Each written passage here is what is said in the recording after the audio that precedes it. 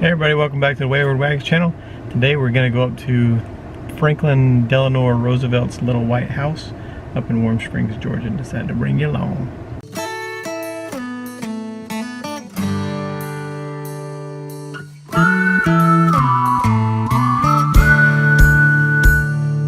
The significance of this little white house is FDR bought this house after he was diagnosed with polio and moved out here hoping that the natural warm springs would either relieve the symptoms of his polio or even be a cure.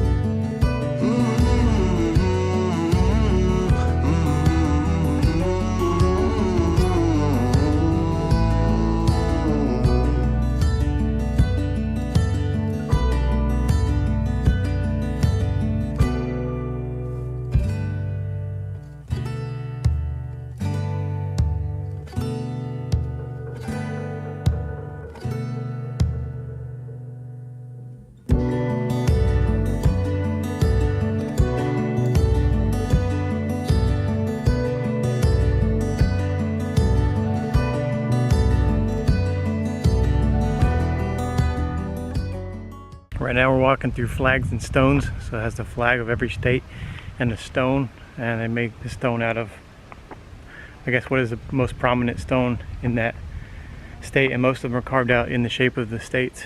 But as you can see, my home state of Missouri is not carved out in the shape of Missouri. For some reason it's carved out in the shape of a triangle, and it is Carthage marble. Stone is also the state flower of Missouri. not for real. The state bird? The state bird is the housefly. The state of Washington stone, they donated some Ross granite, or some granite from the Ross Dam. So what you're about to see is some damn granite.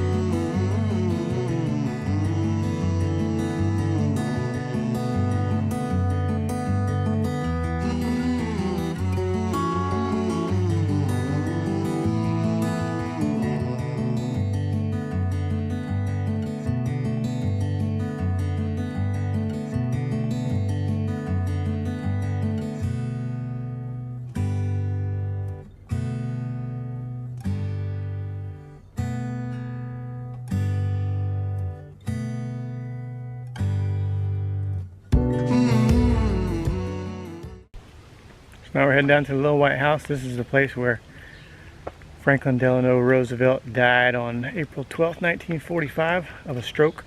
Didn't know he was having a stroke at the time, but he was.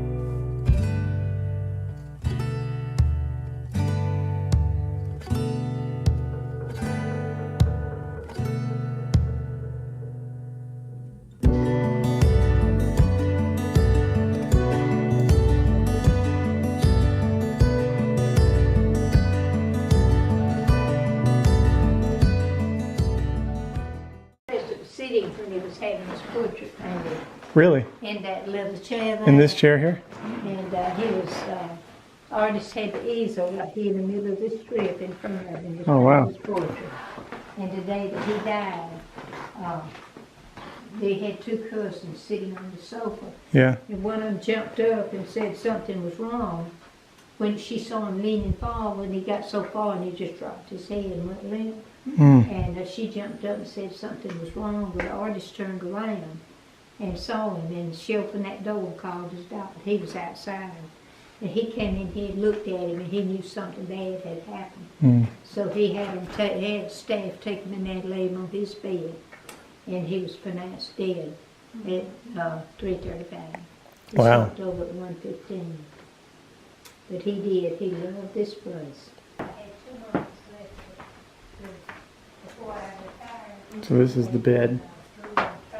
It's the bed they took President Roosevelt to after he had a stroke, and eventually this is where he passed away.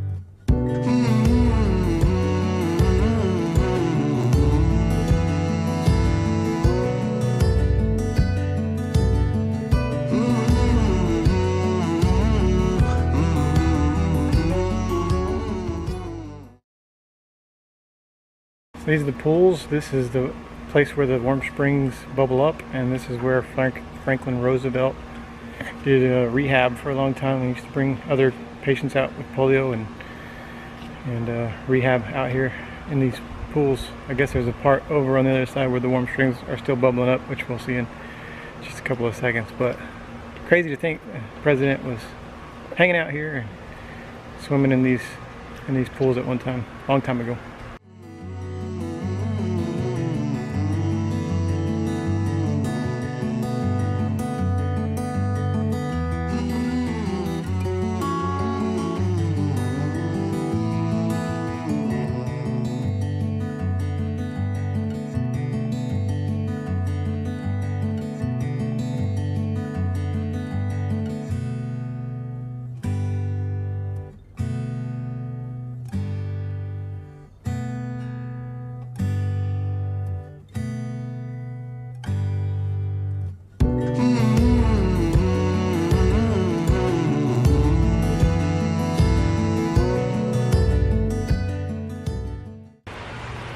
It's better for polio patients because, you know, being more weightless in the water gave more mobility. They were able to move around more even though they had a disability. So this is actually where the warm spring is bubbling up.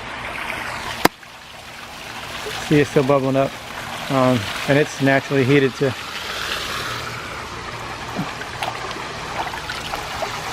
naturally heated to 88 degrees.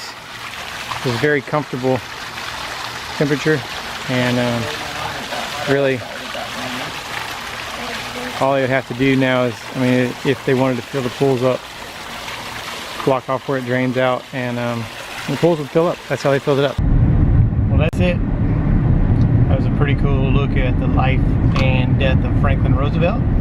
I think today just like makes me want to hit the road even more, because you get to see a bunch of cool stuff. So I think once we do hit the road, you'll also see a lot of us stopping at historical places and things like this, because it's really interesting and I think it's fun to show and fun to document. It was really cool getting to see like some of the places that he actually sat and chilled, and where he slept, and you know, where he died, and some of the stories.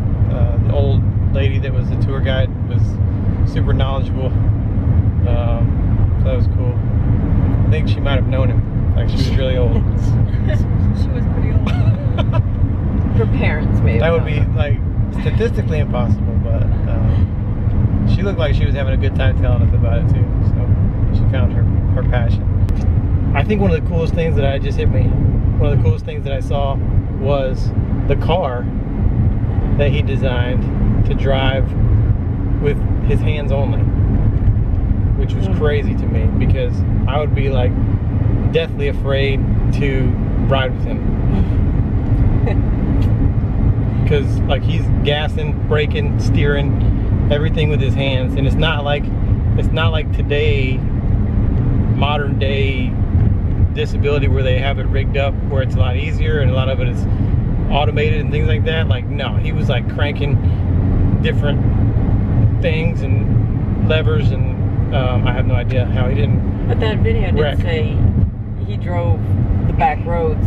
So back in the 30s and 40s, it wasn't traffic.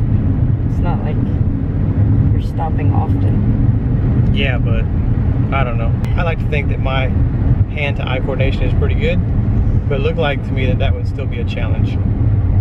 But anyway, I thought that was really cool and interesting. I did not know that he drove.